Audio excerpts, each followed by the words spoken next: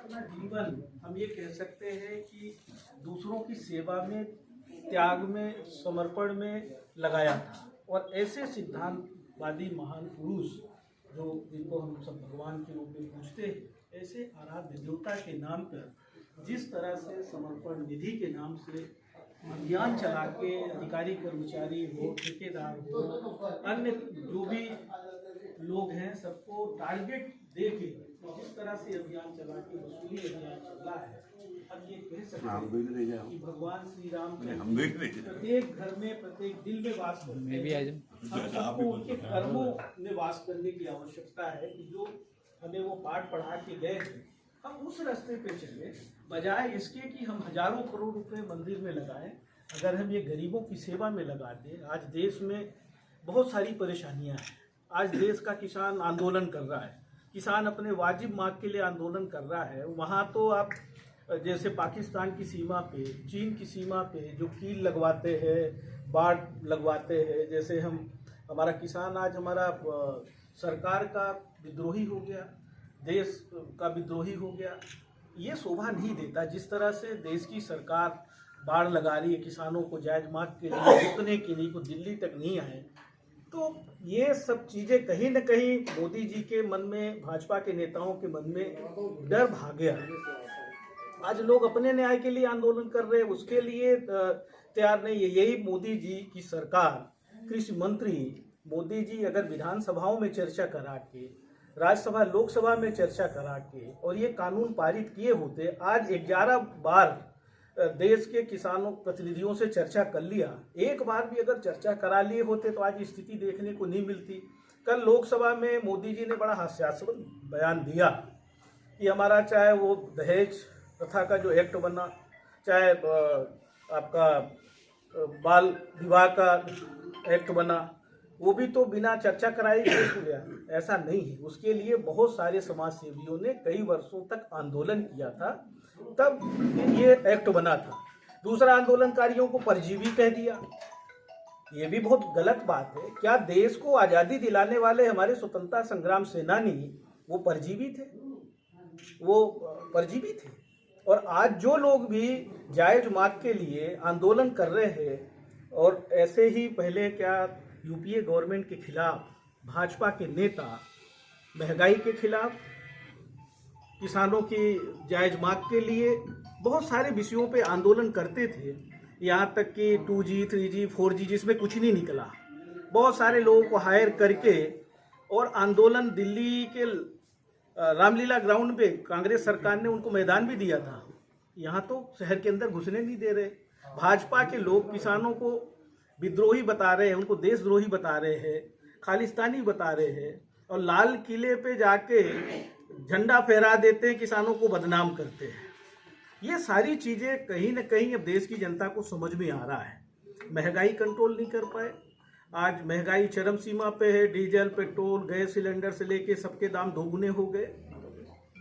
आज आप जिधर भी नज़र दौड़ाएंगे, किसानों की आय दोगुनी तो हुई नहीं, जो मिल रहा था उसके लिए भी वो संघर्षरत है कि हमको जो अधिकार मिला था इतने वर्षों में, वो भी एक समय याद है जब हमारे देश के किसान और देश की जनता को बाहर से हमें आयात करना पड़ता था। और आज ऐसी स्थिति कांग्रेस की सरकार ही सबसे ज़्यादा थी। आज अगर हमारे पास सबसे उत्पादन क्षमता बढ़ी, हमारी आज गोदामें बनी गल्ला रखने के लिए, आज गरीबों को अगर अनाज वितरण मिलने लगा 1 रुपये 2 रुपये किलो राष्ट्रीय खाद्य सुरक्षा अधिनियम के तहत, ये सारी कांग्रेस सरकार ने ही, कांग्रेस ने ही तो बनाया ना। किसने बनाया था? कल कारखानों से लेके सिंचाई परियोजनाएं जितनी भी है, ये किसने बनाया? आज जो भी सिंचाई की सुविधाएं हैं कांग्रेस सरकार ने पूरे देश में तैयार की है। जनता तो भी कांग्रेस के साथ खड़ी हो रही है, लेकिन कांग्रेस जनता का सहयोग नहीं, साथ नहीं दिवा पा रही है। अभी जो मध्य प्रदेश में सत्ता परिवर्तन हुआ, अभी भी सिंधिया जी के सदमे से कांग्रेस उबर नहीं पा रही है। ऐसा बिल्कुल नहीं है। देखिए, आया राम गया राम चलते रहते, उससे बहुत फर्क नहीं पड़ता। जो गए हैं उनकी वहाँ क्या दुर्दशा है आप भी जानते हैं, और आने वाले समय में क्या दुर्दशा होगी। कुछ लोग मंत्री बन गए होंगे, अपने आप को सेट कर लिया होगा, पर बाकी लोगों की क्या स्थिति है, सब धीरे धीरे वापिस आ रहे हैं। और उनको ये समझ में आ रहा है कि हमारा सम्मान कांग्रेस पार्टी में है और कांग्रेस पार्टी किसी के आने जाने से नहीं, ये तो चलता रहता है। फिर हमारी सरकार बनेगी, जनता बनाएगी।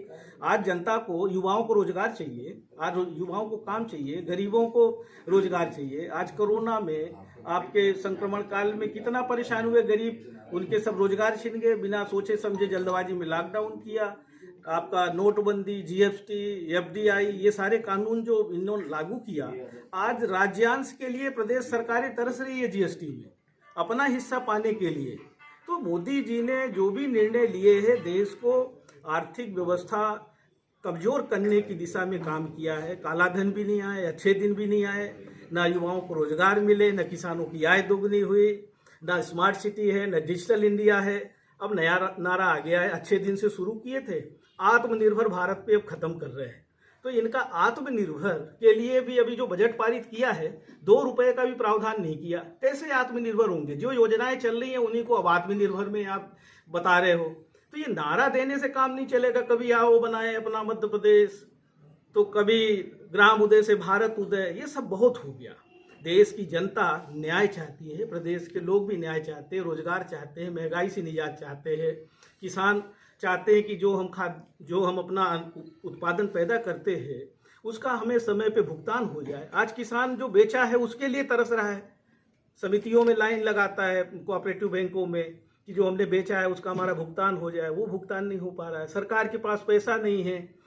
सेटिंग करके सरकार तो बना ली चोरी से, पर ये चोरी की सरकार प्रदेश की जनता को सताने का काम कर रही है। और सबसे बड़ा उत्पाद अभी माफियाओं के खिलाफ जो कार्रवाई के नाम पे कांग्रेस के कार्यकर्ताओं को जो परेशान करने का काम चल रहा है, इसकी हम घोर निंदा करते हैं। चिन्हित करके कांग्रेस के कार्यकर्ताओं को माफिया राज खत्म करने के नाम पे कमलनाथ जी ने शुरू किया था, पर वो पार्टी पॉलिटिक्स के हिसाब से नहीं किया था। वाकई जो लोग गड़बड़ कर रहे थे उनके खिलाफ अभियान शुरू किया था, चाहे वो शुद्ध के लिए युद्ध हो या माफिया राज, जो माफिया लोग हैं, जो अवैध काम करने वाले लोग थे, उनके खिलाफ जो अभियान शुरू किया था बड़े निष्पक्ष भाव से किया था। नकल तो ये कर रहे हैं, पर नकल जो वाकई माफिया है उनके खिलाफ नहीं कर रहे हैं, उनके खिलाफ कोई कार्रवाई नहीं है। उनको तो भाजपा का पूरा संरक्षण है। तो कांग्रेस के कार्यकर्ताओं को अनावश्यक जो परेशान करने का काम कर रहे हैं, जाति और धर्म के नाम पे परेशान करने को लोगों को काम कर रहे हैं, ये सब घोर निंदनीय है। और समय आने पे प्रदेश की, देश की जनता भी इनको जवाब देगी। आपके जो कांग्रेस के वरिष्ठ नेता है गुलाम नबी आज़ाद, उनके भी अभी जो है संसद में बदले हुए सुना जा रहा है, ऐसा लग रहा है